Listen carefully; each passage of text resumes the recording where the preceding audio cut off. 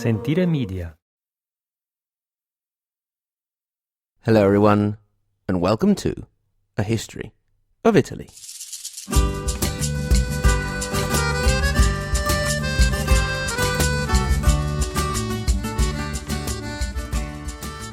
Episode 45, Matilda of Tuscany, the Iron Countess of Canossa, Part 1.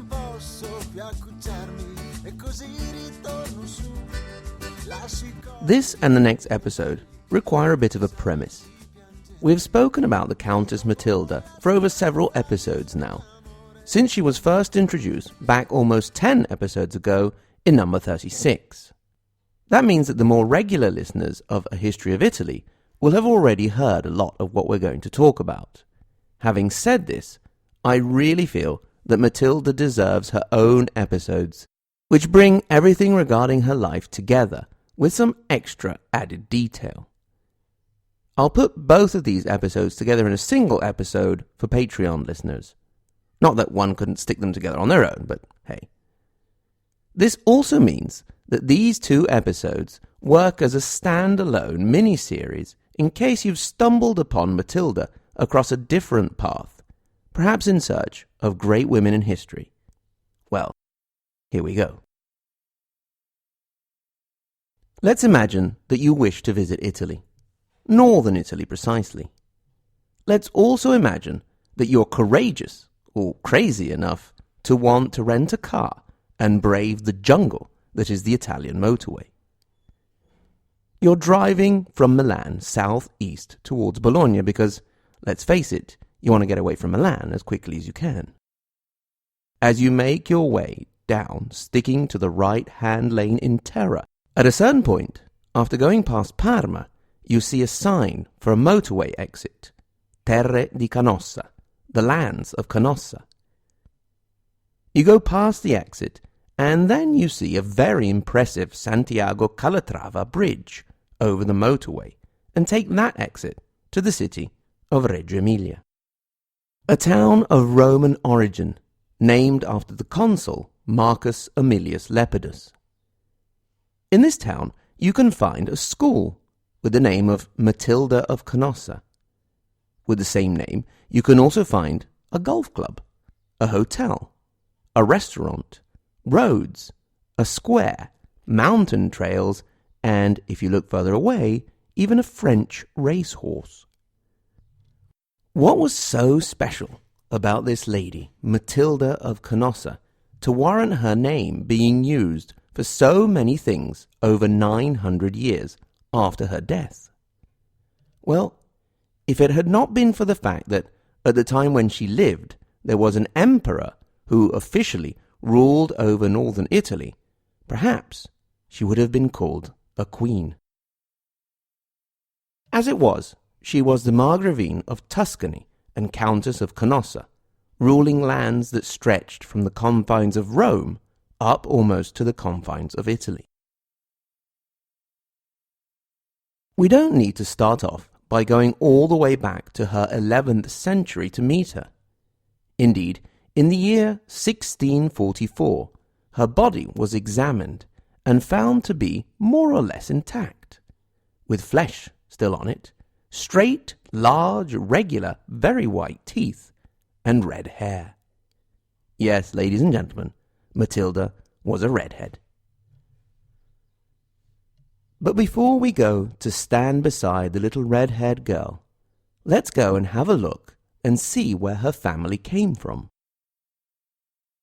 The founder of the Canossa dynasty is considered to be a certain Siegfried, a man of Lombard origin who made his way to the mountains of the Emilia area from the Tuscan city of Lucca. It is around Canossa that the family started to build their own power base. Their big break came at the time of Emperor Otto the Great. The head of the Canossa family at that time was Adalberto Atto, a vassal of the Bishop of Reggio Emilia, Adelardo.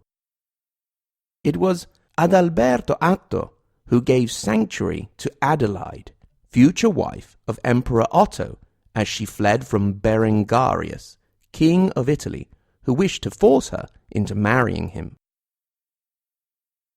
The help given by the Canossa to the imperial family was not forgotten, and thanks to that connection and some shrewd marriage alliances, as well as a healthy dose of good old violent land-taking, Adalberto and his descendants built up lands and wealth, and it didn't hurt that they always had a bishop in the family.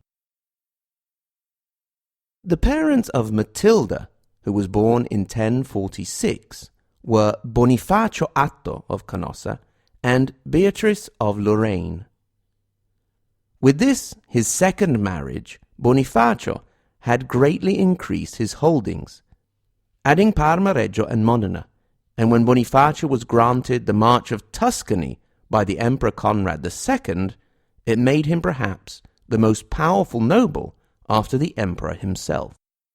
The relationship between the Canossa and the empire that had been the foundation of their great fortune started to sour with Emperor Henry III, and indeed the latter was one of the suspects when Bonifacio was killed, possibly by a poisoned arrow, in the year 1052. That takes us back to the little red-haired girl. She is 6 years old. And the news of her father's death had just arrived. We don't really know how Matilda felt about losing her father. He was a strong, vigorous, ruthless and ambitious man, and we don't know how much she actually saw of him. Her contemporary biographer, Donizzone, seems to have omitted the nature of his death to avoid the painful memory.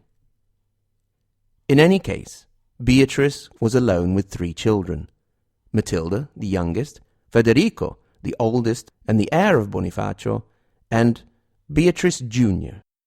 Both died in the same year, 1055. This was not unheard of in those times, but strange enough for rumours to circulate, and the blame to point once again to the emperor. It seems that Matilda was accumulating reasons to bear a grudge towards the empire. Beatrice had looked around for a friend or an ally, and since she wasn't sure she could trust Henry III any longer, she looked to the other great power at the time, the papacy. The Pope at the time was also her uncle, Leo IX, which was handy. However, he was not long for this world. When Victor II took his place, she felt she needed a more stable guarantee. In truth, she would have liked to give everything up, to take her daughter Matilda into a convent, and live the rest of their lives in peace, away from the troubles of the world. But duty called. It was at this point, in 1054, that she married Godfrey of Lorraine, known as the Bearded. One supposes because he must have had quite a magnificent beard. I mean, I'd imagine he's not the only one that had a beard around in those times, so if he's called the Bearded, there must have been something very special about his beard in particular. Godfrey, like Beatrice, was a vassal of Emperor Henry III, who had also rebelled against his overlord, and Beatrice was suspect at best. Both the bride and the groom brought children from previous marriages to the deal, and to consolidate their union for the future, they decided to betroth the 2 youngsters. Thus, at the age of 8, Matilda was now promised to Godfrey the Hunchback, son of Godfrey the Bearded. Godfrey stepped into the role of the man of the family quite readily and started to consolidate and expand his new lands. One thing that Godfrey can be credited with is setting in motion the fame of the city of Florence, where he moved his centre of activity. This city became very dear to Beatrice and her daughter.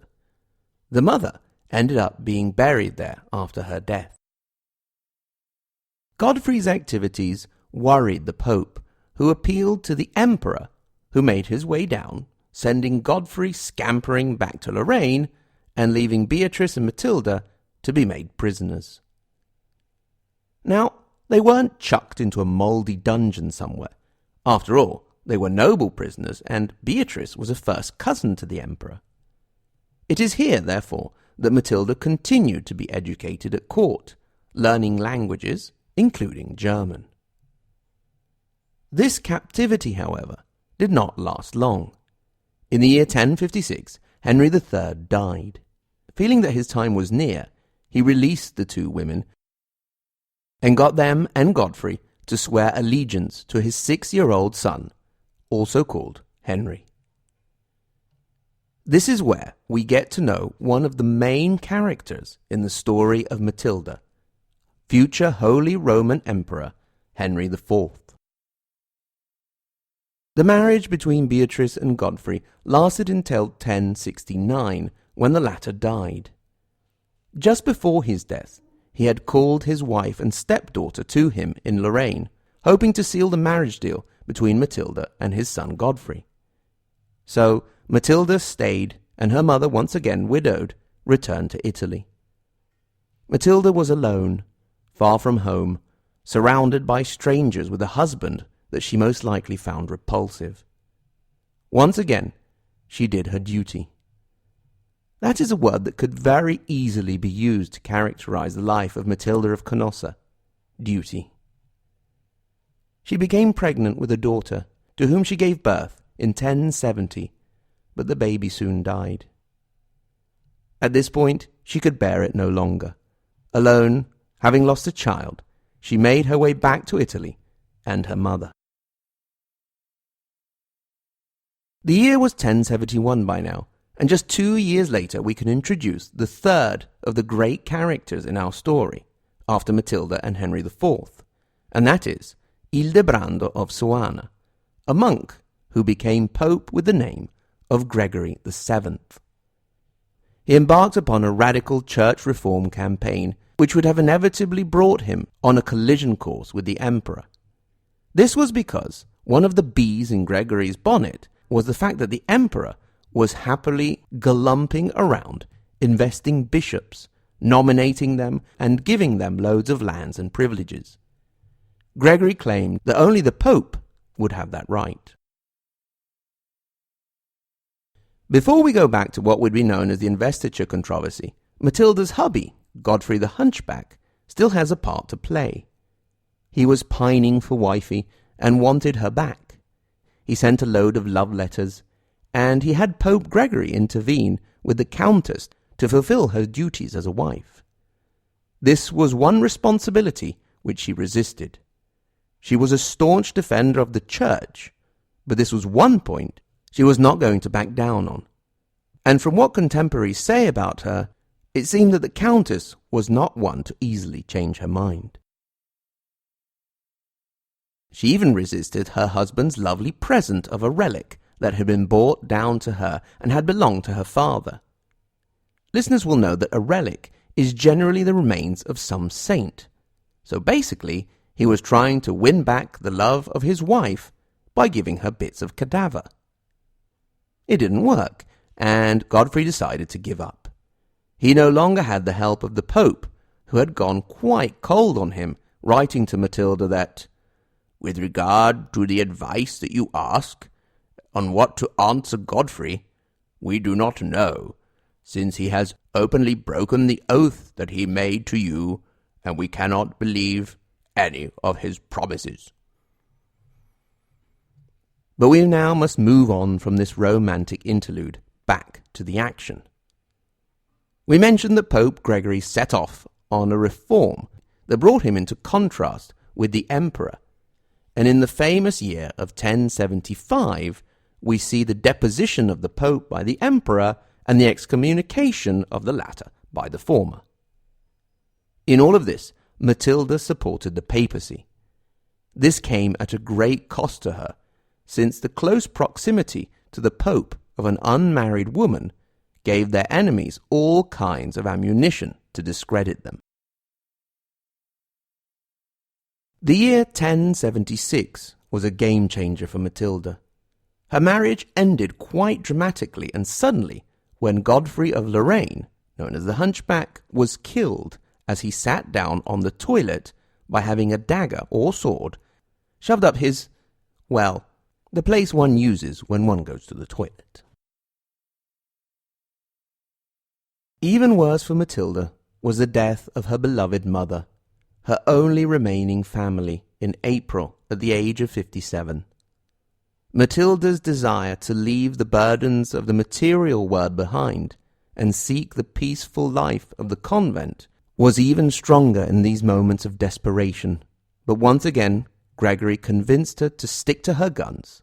Duty won out again. The winter between 1076 and 1077 was one of the coldest in living memory. The great Po River froze over, and wild animals came out of the vast forests that covered the Po Valley and entered villages looking for food. We can imagine Matilda brooding in front of a fire in her cold and draughty castles. Even for nobles, keeping warm wasn't easy, with only open fireplaces to warm the cold stone floors and walls. It was during this cold winter that the humiliation of Canossa occurred. Henry IV, due to his excommunication, had lost the support of many of his nobles and had been forced to accept to attend a council in Augsburg. However, as the Pope was making his way up, Henry headed him off, and when the Pope retired to Matilda's fortress of Canossa, Henry went to him, in penitent's robes, barefoot, freezing in the snow for 3 days and nights. In the end, the Pope, the leader of the Christian church at the time, was forced to take back into the church a penitent Christian. Although he had indeed suffered a humiliation, and I suspect a bit of frostbite, Henry had performed a diplomatic and propaganda masterstroke. His excommunication had been lifted, and he had not had to attend the Council of Augsburg. In Canossa in those days, as well as Matilda, Gregory, Hugo of Cluny, and the mother-in-law of Henry IV, Adelaide, there was also a man by the name of Anselm, Bishop of Lucca, who was at the time in exile from the city, since the citizens, who were pro-empire, had rebelled against him, and his attempt to implement the reform there. Anselm became a confidant and counsellor to Matilda, a sort of substitute father figure for when Gregory was far away. The two grew very close, and for a time the countess did not make a single decision without consulting her bishop. Meanwhile, would-be Emperor Henry, he had not had his imperial crown at this time, continued to do as he pleased, investing bishops, imprisoning bishops that disagreed with him, and so on. The nobles in Germany were wary of their king, and so elected a rival king of Germany, Rudolf of Swabia. In the end, Henry was able to deal with this anti-king, and was ready to turn his attention to Pope Gregory and his ally Matilda. The latter had no real obligation towards the church, and in truth, it would have been far more convenient for her to be a loyal vassal to the emperor. But she had made her choice, whether out of conviction or desire for revenge, and she stuck to it with determination. The cost to Matilda for this choice was war. Thanks very much to everyone for listening. As always, I'd like to in particular thank my Patreon donors. The Anita and Giuseppe Garibaldi level, Ed, Joshua, Preston, Jeff, and Sean. The Matilda di Canossa and Giuseppe Mazzini level, Benjamin, YR, and Roberta. The Margherita Hack and Galileo Galilei level, Ben, Silane, Chris, Dean, Ignazio, Jay, Caitlin, Shelby, Stephen, and Vincenzo, and the tip-top level, Dante Alighieri and Maria Montessori level, Sen. I also really have to thank a couple of people for some lovely, lovely reviews. So thanks to Marge Crabtree, and thanks to Warrior Princess, who was also looking for some podcasts on great women in history. So this one is perfect for you, Warrior Princess. Thanks very much for the lovely review. Remember, you can get in touch hello@ahistoryofitaly.com. If you would like to write a review, please do that on your favorite podcast catcher.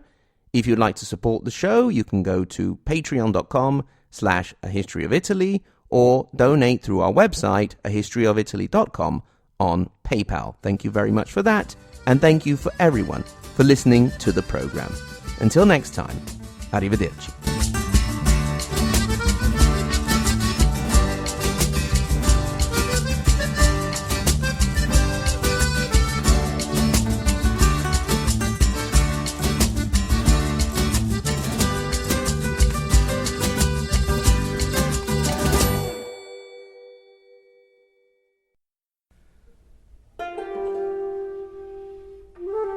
Oh, Matilda, my love, my darling, I have missed you so much. Please, my little love pigeon, come back to me. No, thanks. Oh, but I have brought you a present, huh? A precious relic that belonged to your father.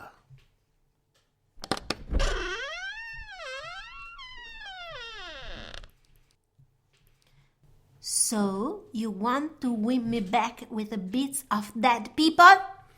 Do you like it? Go away, weirdo!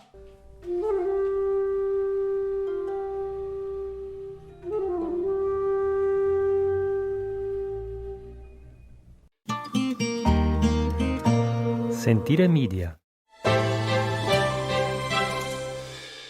Hey, podcast producers and show hosts. Do you want to join a podcast network that celebrates all things Italian? At Sentire Media, we understand the allure of Italy and its unique culture. Our devoted team of hosts and producers are all driven by their shared passion for Italy.